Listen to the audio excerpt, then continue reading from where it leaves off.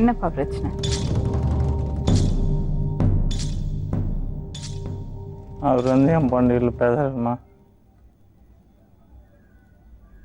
சத்தமா பேசுங்க. பேச முடியாது. ஏன்?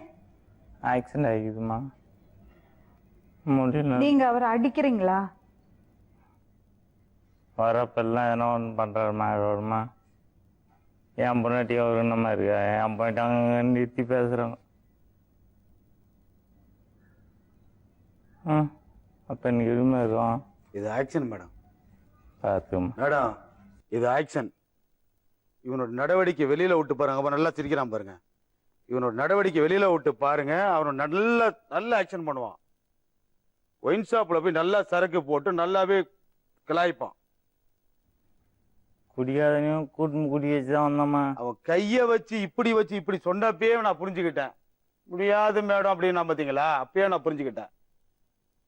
எனக்கு தெரியும் மேடம், இவனை எப்படி காப்பாத்தினா, எப்படி செஞ்ச, எப்படி போன, இவனுக்கு எப்படி சோறு ஊட்டினா, இவனை கஞ்சி கரைச்சி மிக்சில ஊத்து நெஞ்சில ஊத்தினா. நானு சாத்துக்குடி கோயம்பேட்டுல இருந்து வாங்கிட்டு போய் அதை மிக்சில அடிச்சு ஊத்துன. அவனுக்கு என் உசுரை கொடுத்து உன காப்பாத்தின. இவனை என் உசுரை கொடுத்து உன காப்பாத்தின மேடம். ஆனா துரோகம் செஞ்சுட்டீங்களே. துரோகம் பண்ணிட்டேன், உண்மைதான். ஆனா இப்ப சொன்னா பாத்துங்க, பச்சை பொய் மேடம் அப்படின்னு சொன்னா பாத்தீங்களா, பச்சை பொய். அது அவன் எப்படி உட்காந்து சீனு பாருங்க, ஒரு அப்பாவி பிச்சைக்கார மாதிரி உட்காந்துருக்கான்.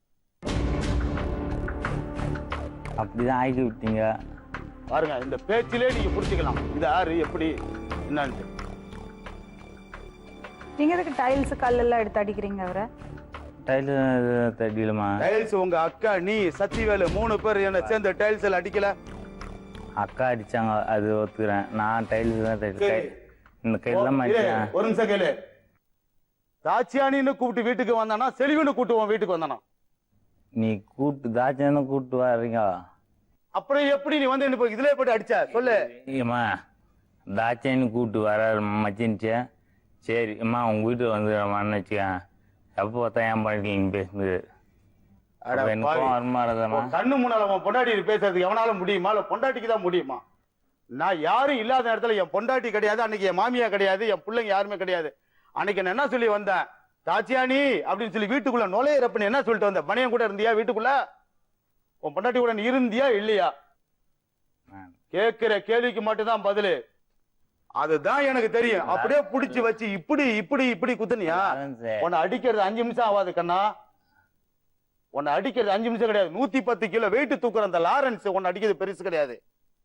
ஆனா உன்னோட நிலைமை உன்னை என்னங்கிறது எனக்கு தான் தெரியும். டாக்டரோட சர்டிபிகேட் என்ன அது எனக்கு தெரியும்.